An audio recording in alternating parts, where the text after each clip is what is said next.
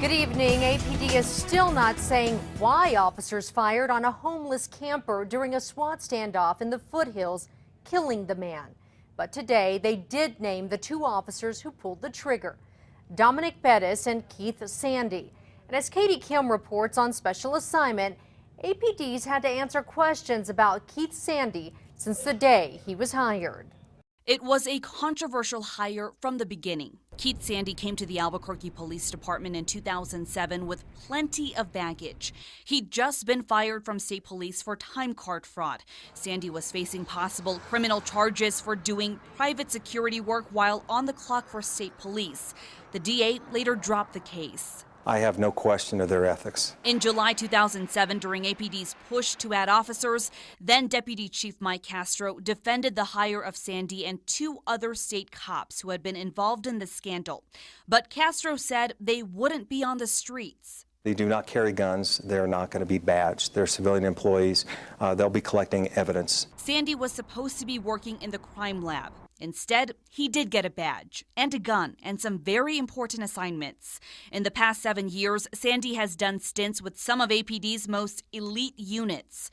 By the summer of 2011, the civilian employee turned detective took the lead on two high-profile APD cases that ended with a thud. It was a terrible case. Just last week, Santa Fe DA Angela Spence Pacheco said the rape case prepared by Sandy and his partner against former Judge Pat Murdaugh was so full of holes that she had no choice but to abandon it. Murdaugh is considering a lawsuit. Just a month after Murdaugh's 2011 arrest, Sandy and his partner were behind another case that stunned the city. Then cop Matt Kindle was caught on video in uniform in a motel room with a prostitute. We haven't agreed to do anything for money, so I wouldn't get in trouble. The woman was actually an informant for Sandy. Kindle was arrested on felony charges for trying to extort sex from the woman. Kindle claimed entrapment and also claimed Sandy lied to the grand jury. And on the eve of trial, Kindle was offered a deal. He ended up pleading no contest to a misdemeanor. Prosecutors tell News 13 the felony charges would have been too hard to prove at trial. Meanwhile, Sandy was elevated to APD's most exclusive unit, the Repeat Offender Project, known as the ROPE Team. They work in plain clothes and are supposed to go after the city's most dangerous criminals. Last Sunday, Sandy was one of the first officers to respond to a call in the foothills about a mentally unstable homeless camper. Hours later, witnesses heard police fire off 3 or 4 shots, and the suspect was dead.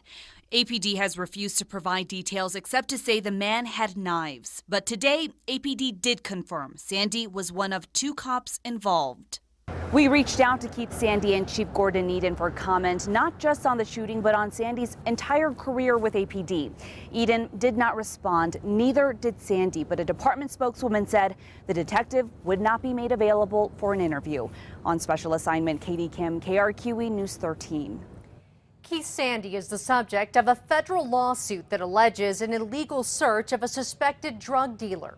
According to online records, prosecutors ended up dropping the drug charges because there was a problem with the search warrant.